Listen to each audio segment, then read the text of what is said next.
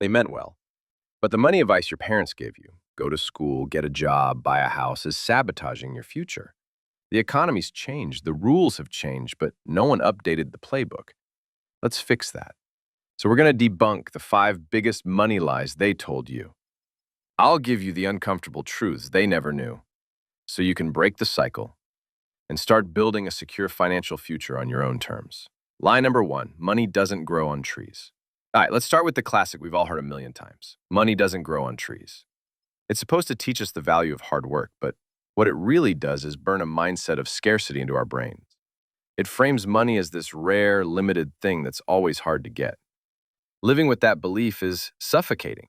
It's why you feel weird asking for a raise, why you're hesitant to invest in your own skills, and why you're terrified to take a calculated risk that could actually pay off. That scarcity mindset keeps you playing defense, always trying to cut back instead of looking for ways to grow. You start to believe your current paycheck is your destiny. It's not. Here's the truth. Money isn't just earned. It's a tool that you can make grow. And no, you can't plant a dollar bill and get a money tree. But you absolutely can plant your money in assets that grow for you. Things like stocks, index funds, and businesses. The goal isn't just to work hard for your money. It's to get your money working hard for you. Start by changing how you talk about it. It's not about what you can't afford. It's about what you choose to invest in to get that future growth. Lie number 2, a higher salary equals wealth. The next lie is the idea that a big salary automatically makes you rich. We're all conditioned to chase a bigger and bigger paycheck, thinking that more income will magically solve all our money problems. But you know someone like this, right? The person who makes 6 figures but is still constantly stressed about bills? That's lifestyle inflation. As their income goes up, so does their spending. They get the bigger house, the fancier car, the more expensive vacations, and suddenly they're trapped in a golden cage, living paycheck to paycheck, just at a higher level. Wealth isn't about how much you make. It's about how much you keep. The uncomfortable truth is that your savings rate is way more important than your salary. Someone making $60,000 a year but saving and investing 20% of it will build more wealth than someone making $150,000 who only saves 5%. It's all about the gap between what you earn and what you spend. That gap is your real power. Automate your savings and investments, no matter how small, and focus on building assets, not just buying more stuff. Hey, if any of this is hitting home, do me a quick favor and tap the like button. It tells YouTube that you're getting value out of this, and it helps get this video out to more people who really need to hear it. Thanks. Now let's get back to it. Lie number 3, buying a home is always better than renting. Stop throwing your money away on rent.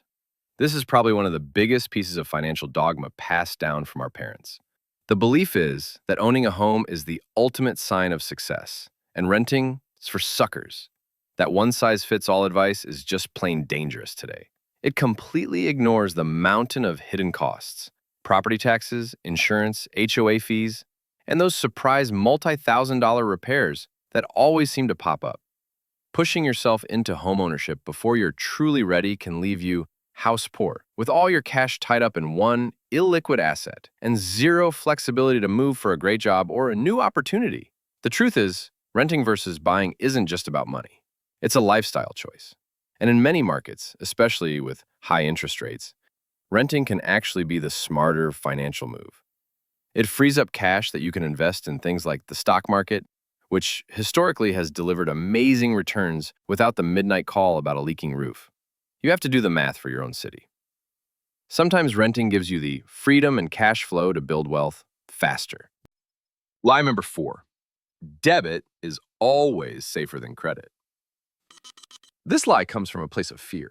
Credit cards are dangerous. Just use your debit card and you won't get into trouble. While the warning about debt is fair, the advice is completely outdated and can actually hurt you. Only using a debit card means you're not building a credit history.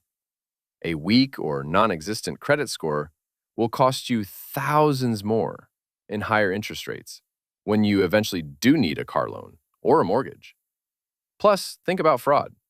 If your debit card gets hacked, that's your actual money gone from your bank account.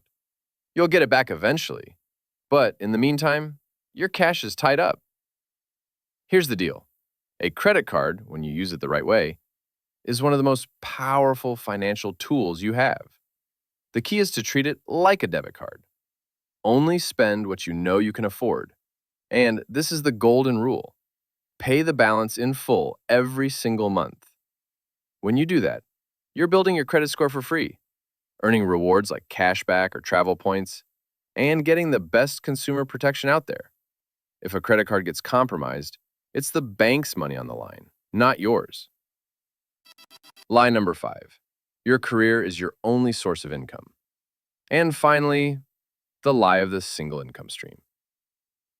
Our parents' generation grew up in an era where you could get a good job at a solid company and stay there for 40 years, until you got a gold watch and a pension. That world is a fantasy now. Relying on a single paycheck is one of the riskiest things you can do. Layoffs happen in an instant, and corporate loyalty is dead. When your job is your only source of income, you are always one bad meeting or one round of budget cuts away from a financial crisis. It creates this constant, low-grade anxiety and makes it impossible to leave a toxic job or chase something you actually care about. The modern path to real financial security is through multiple income streams. This doesn't mean you need to grind 80 hours a week. It can be as simple as investing in stocks that pay dividends, starting a small side project based on a hobby you love, or freelancing a skill you already have. Every extra stream of income is both a safety net and a wealth accelerator.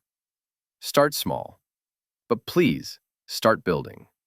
The goal is to create a financial foundation so strong that no single event can ever knock you over. So there they are, the 5 money lies that have been holding you back. Money isn't a scarce resource. A high salary doesn't equal wealth. Renting isn't just throwing money away. Credit cards are a powerful tool, and your job should never be your only lifeline. Letting go of these old rules is a first real step to taking control of your financial life. It's not about blaming our parents. It's about seeing that the game has changed and we need to adapt to win. Now that you know what not to do, let's talk about what to do instead. Go watch this next video on the 7 simple habits of the financially secure, dropping next week, to start building your new plan today. And if you haven't yet, hit that subscribe button and join the community. Trust me, you'll be glad you did.